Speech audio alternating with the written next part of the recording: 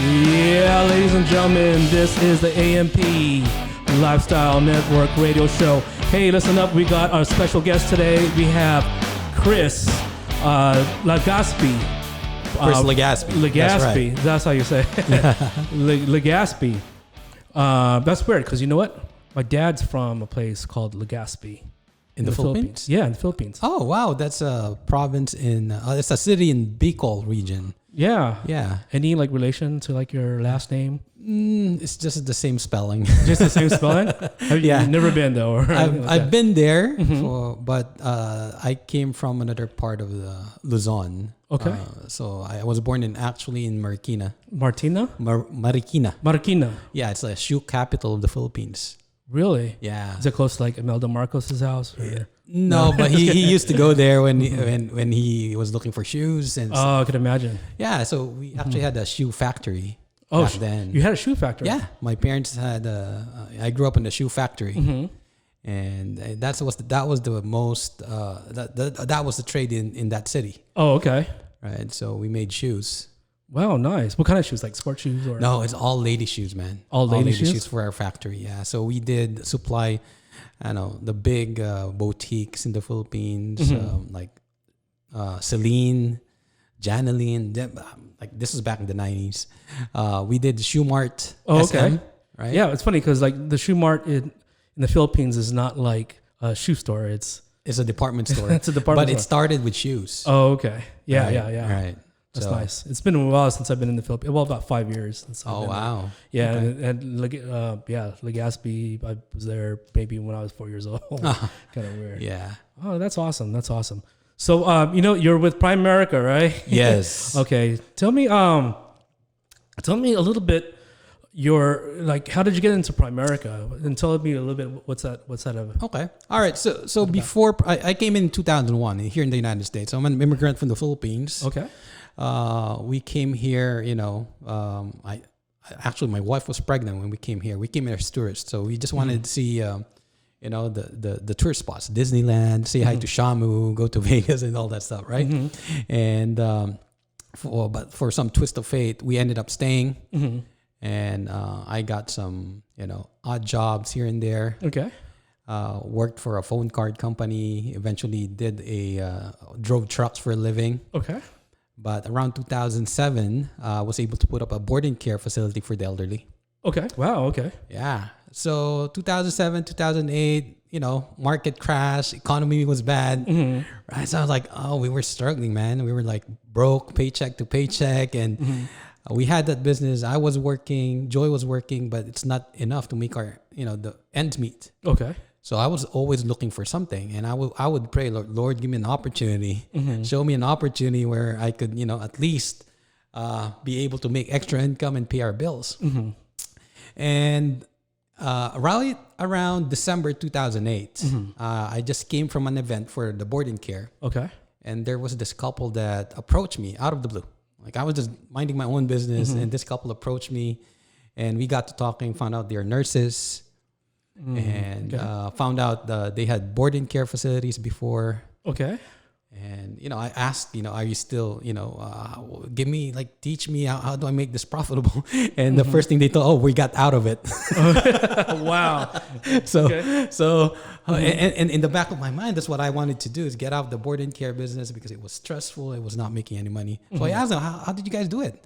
All right, let's sit down. Let's show you what we do now. Okay. And so it took a while before we sat down again. So January 2009, we were finally able to meet at a Starbucks. And they showed me the Primerica business. Okay. And in the beginning, I was like, no, I don't have any background in financial services at all. I don't think I could do this. But they told me, we'll teach you. You guys were making shoes. I'm making shoes, selling phone cards. Now, phone cards. I don't even know how to balance my own my own check, right? Yeah. Let alone teach people how to manage their money. But one thing that they told me is, we're going to be here for you. We're going to teach you. We're going to hold you by the hand, and we're going to pay for your licenses. Right? So I said, you know what? Maybe this is the opportunity I've been looking for. See, I'm always open for that. I'm like a low-hanging fruit when it comes to opportunity at that point. So I said, let's go ahead and try it. Let's give it a shot.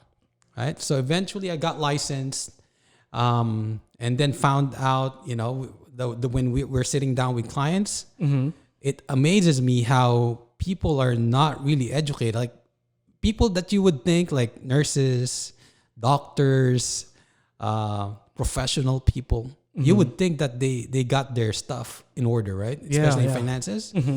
Nope. I would say 80% don't have any idea how money works. Right. So that got me thinking, man, if these people don't know how to manage their finances, this is a big market. This is a big, there's going to be a big demand for this. So eventually 6 months into Primerica, into my Primerica career, I went full time. I gave up my job and pursued this full time. So I learned everything. I tried studying and all that stuff. And then a year later, 2010, we were able to sell the boarding care facility. Wow. So since 2010, the only thing I've been doing is Primerica. And since then, it's been a good life, right? Because of Primerica, we're able to manage our finances better. That was the first thing that we benefited from, learning how to manage our own finances. And of course, eventually the income grew, the business grew. We now have 16 offices. Wow, I have 16 offices with about 800 licensed agents. So, and I would say the last 12 years, I've been here in Primerica 12 years. It's been the most amazing time of my life. Really? Right? Wow. So just a matter of less than 10 years, you came this far. Yeah. So I've been, I worked hard probably for the first, I always work hard, but the hardest part of the business was the first 2 years when we were building it. But after that, it's just like steady and it's just growing. In fact, we had last year, 2020, a pandemic year, we had record-breaking year. Really? Record-breaking income. You would think, right? And like for some other businesses, right? Other sectors in the industry, they were struggling. But in financial services, it's actually booming. Because now more than ever, people realize the need for life insurance, the need for saving money. So people are now more open to talking about it. That makes sense, right? Yeah, it does. It does. It's always a hard conversation when people talk about life insurance, especially when any type of money. But when something's asking you to save money and put money away, and people are reluctant. But that's the reason why people are struggling. Is that they're not able to manage that or even prepare for the future and stuff like that. Right. It's kind of like money is kind of like the elephant in the room. It's there, and people dance around it. And and it's just nobody. Until somebody, there's something that comes to you're struggling with something, and then it comes to you, that you're like, you just wake up. Right. Sounds like and it's one of the biggest reasons why I would say that's like divorce is caused by financial difficulties. Yes. One of the big reasons why people living paycheck to paycheck right now, Joe. It's like 75% of people live paycheck to paycheck. Not because they want to. See, now you're calling me out, man. I'm sure. There's a big majority. 3 out of 4 people, live paycheck to paycheck. Not because they want to, but it's just because they don't know how money works. They don't know how to manage their finances. And if you think about it, if you went to school, elementary, high school, college, nobody really taught us how to manage our money. All we knew was what? Well, what parents told us, put money in the bank, right? Exactly. And save your money. Save your money, right? But you eat at home, don't go gallivanting. But it really, if you go to the bank, you don't see Ferraris, you don't see Lamborghinis. Rich people don't put their money in the bank. Yeah, they invest it, right? So learning the rules of the game is what's gonna help you win in the game. If you don't know the rules, how are you gonna win? Exactly. Right? Exactly. So that's what Primerica is all about. So when we sit down with clients, we take an educational approach. We teach them, hey, this is how, this is what you need to do. And this is where you need to put your money. This is where, how you're going to grow it. Right. And so you could retire with a lot more money, with dignity. Right. It's just education. Once they find out and they know how to do it, they're ahead of 75% of the people. Right. Yeah. So that's our approach. It's just mostly educational. Nice. Okay. Tell me, since we're all in the industry, the nursing industry, as you know, what are some of the things that you're seeing, the trends like with nurses, with their finances, and problems that they might be, overcome right now, or facing right now, especially during this pandemic. Right. So it's funny that I would say 80% of my client base, and in fact 80% of my regional vice presidents are former nurses. So, wow. So nurses are close to my heart. They're one of the most giving, most hardworking people that I know. Mm-hmm. But they're also are the most taken advantage of. Okay. When it comes to finances, right? Because there's number one, again, because they're too busy.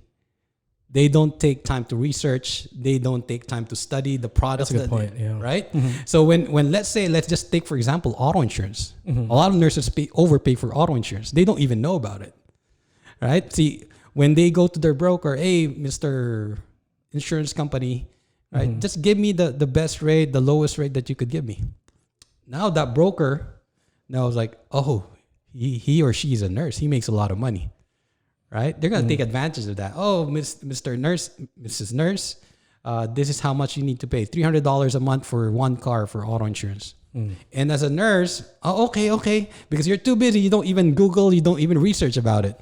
Right? Just like the other week, I had a nurse who was paying $525 a month for auto insurance. Wow. And I run the quote with us. It's like $250. She probably had the best driving record too. Yeah. Yeah. She rarely drives.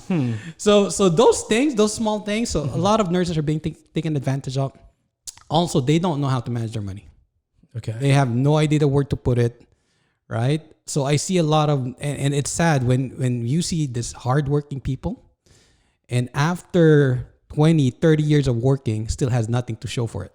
Right? And they have to work. Some of them, they're in their 70s. They're still working as a nurse.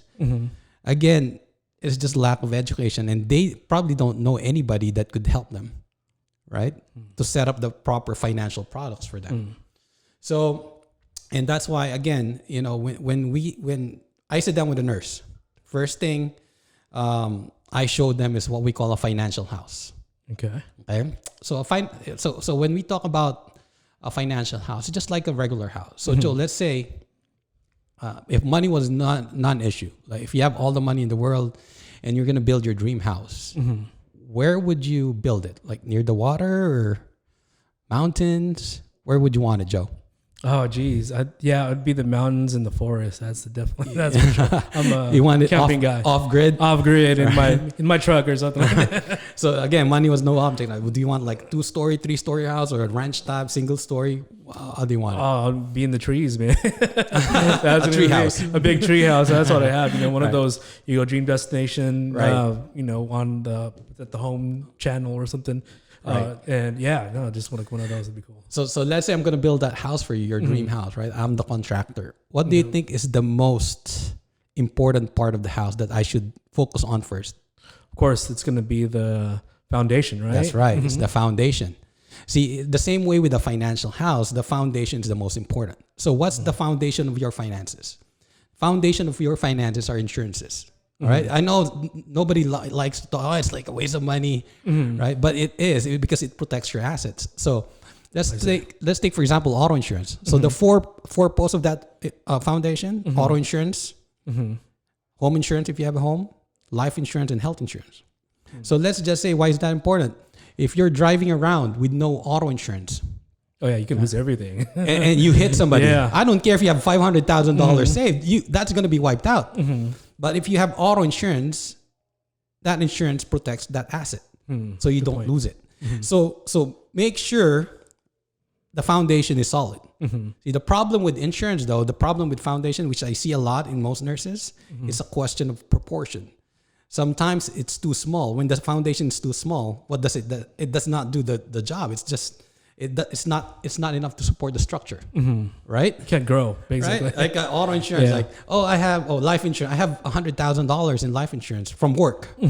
That's not a good insurance. It's number one, it's from work. When you leave your job, you don't carry it, right? And 100,000 is not gonna cut. Let's say it's a family of 4 with 2 kids. right? And the nurse is making what? Let's say 100,000 a year. The rule of thumb is 10 times your annual income. You need to have $1 million. Why? Because when that nurse passes away, you don't want to burden the people that was left behind.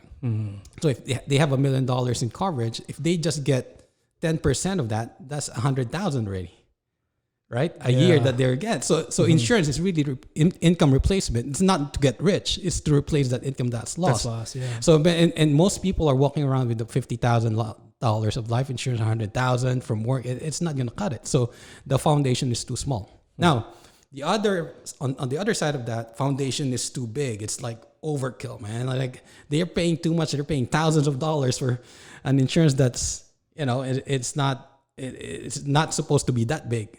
So you cut it and make sure you save that money somewhere else. So that's the foundation. Right. Once you're solid with that foundation, right, the next step would be to set up your emergency fund. Emergency fund is, let's just say 3 to 6 months of your monthly income. And you could put it in a regular savings where you have access to the money anytime, and you use that money for emergency. What are emergencies? Health issues, health emergencies. The car breaks down, the roof is leaking, right? See, most people, they use their credit cards as their emergency fund. So what happens? They go into debt, and that's why people, suffer financially, because now they're burdened with a lot of debt, right? So you need to have that. Now, I'm not saying, Joe, you got to put in, like, if you're making, $10,000 a month, oh, Joe, you need to put in $60,000 a month. No, you're going to work through it step by step, baby step. You could put $50, $100 a month, and you save that money, right? So that's the next structure. So foundation, emergency fund. After that, it's debt elimination. You want to be aggressive eliminating your debt. Debt is no bueno. It's no good.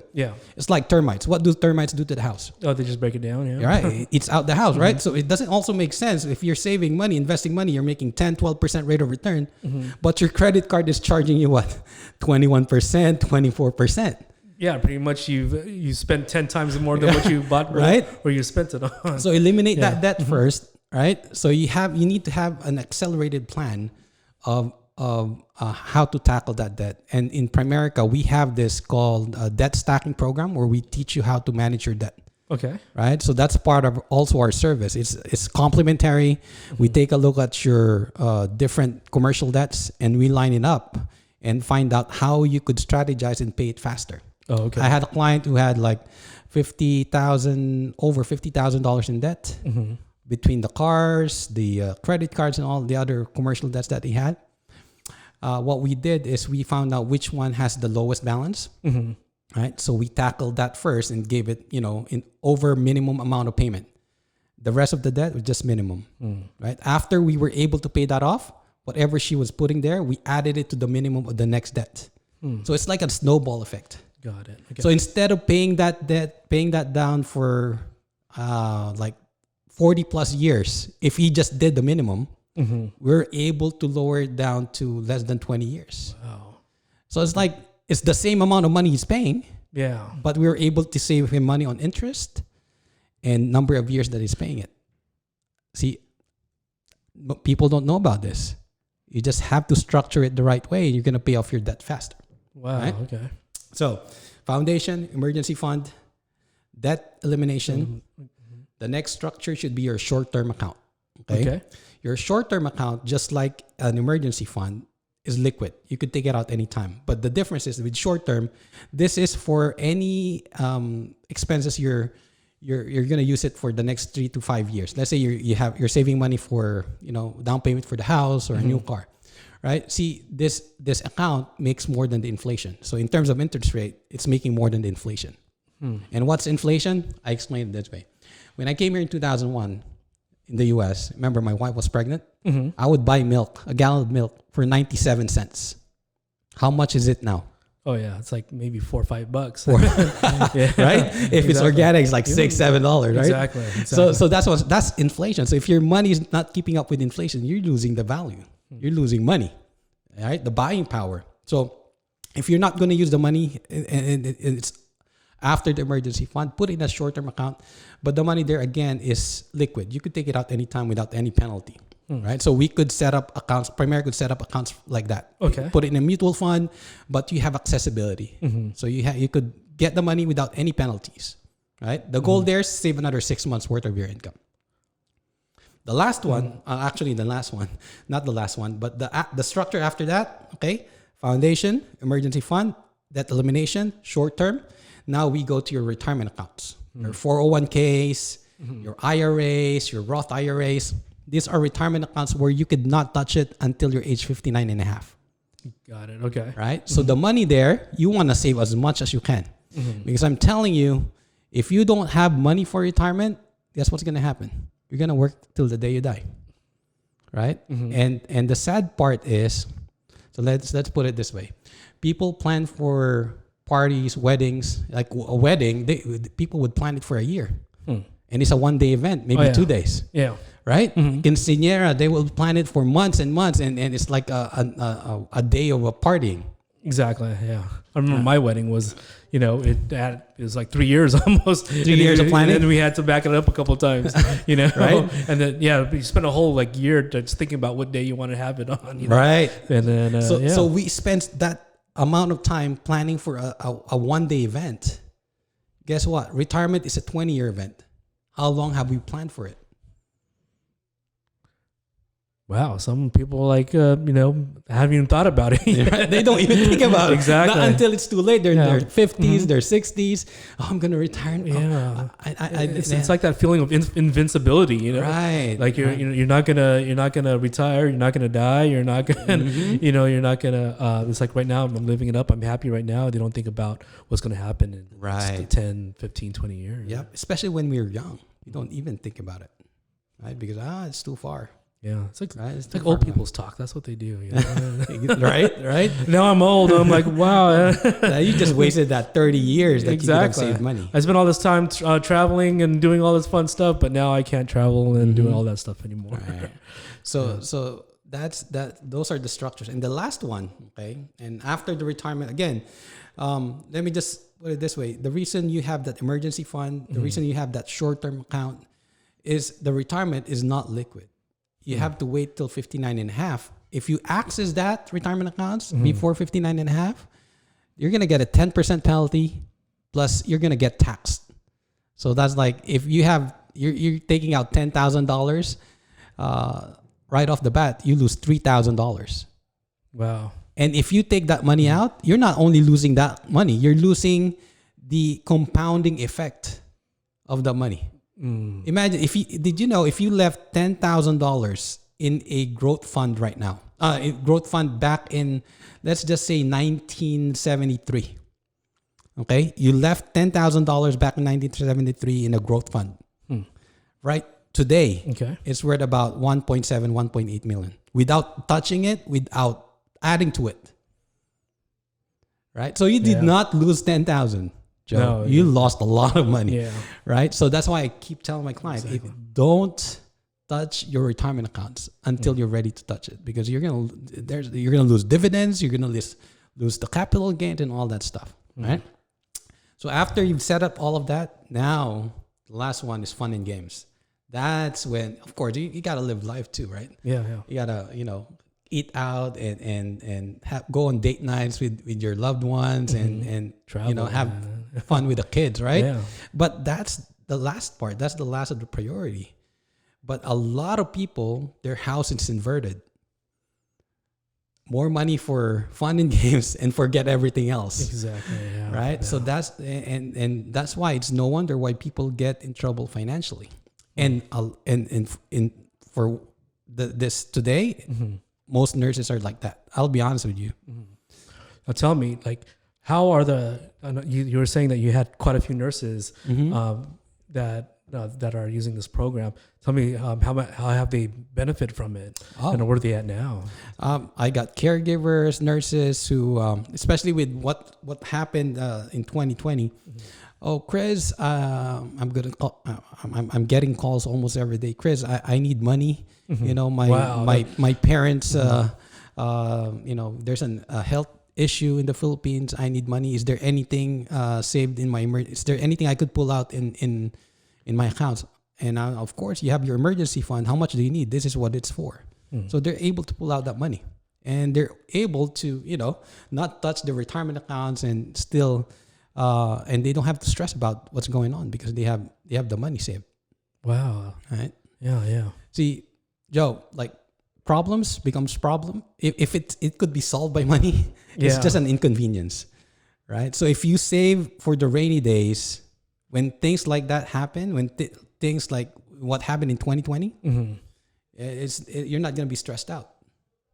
Right? Yeah, that came out of nowhere. I mean, imagine all the nurses that are affecting, like people who've had family that, or that lost, family members who's lost jobs, and people who've lost family members, from the pandemic and all the illnesses and stuff like that. Right. Yeah, it took everybody, and nobody was ready for it. But imagine if everybody had all this stuff in place before that happened, right? So. And that's part of what we teach people. You need to be bulletproof when it comes to your finances.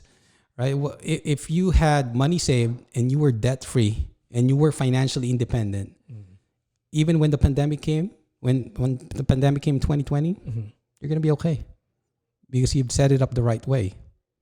Right. So now more people are open to it. More people, and that's what I'm seeing right now. That's what we had people thought it would never happen, right? Yeah, right. And then, the truth is, it might happen again, and it might be even worse than what we've already had. So, it's not a question of when, it's a question of when it's going to happen. This should be like an eye opener for everybody, right? Exactly, it is. It should be.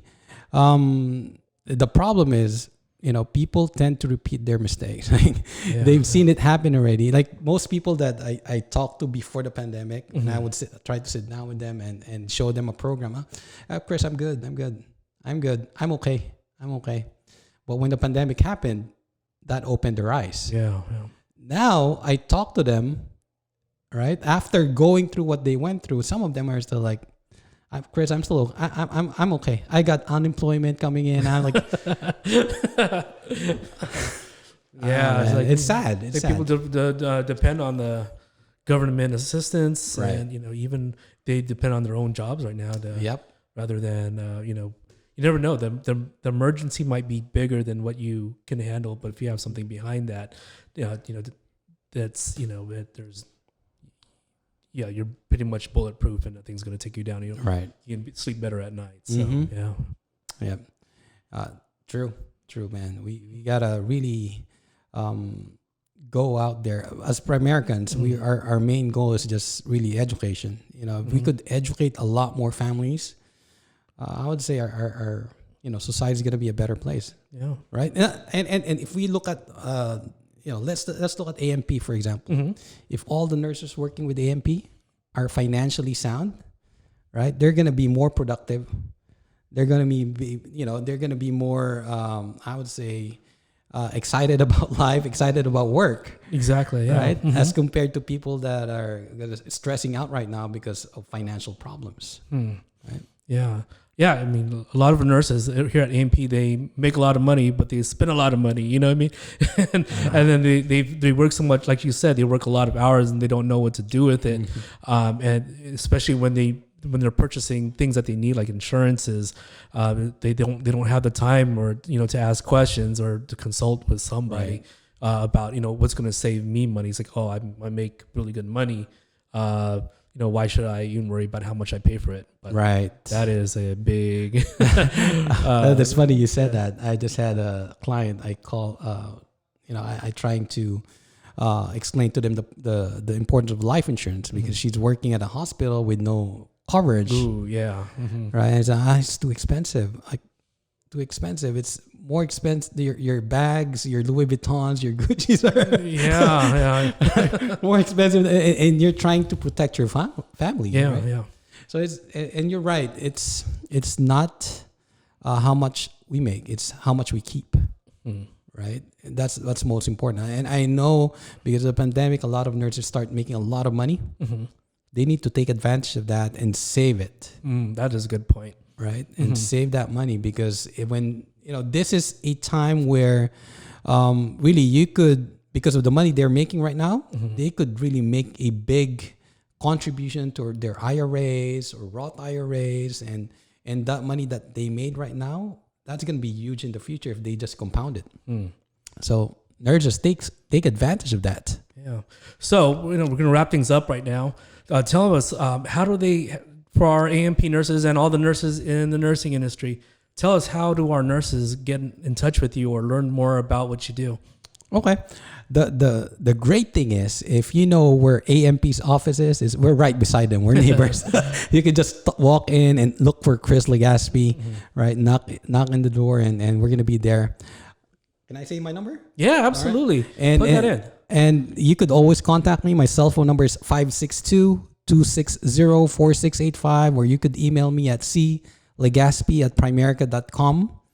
Also, I have a website, which is primerica.com/Chris Legaspi. Awesome. All right. Chris, it was so awesome to have you today.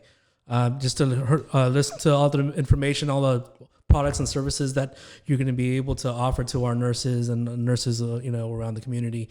And it's just great to have your information, so people can get a hold of you, so they can better their finances and better their future and their life. So, hey, thank you for having me here, man.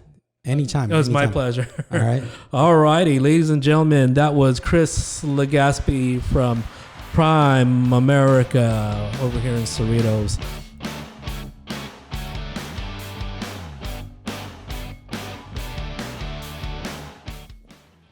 Awesome, dude. All right, man.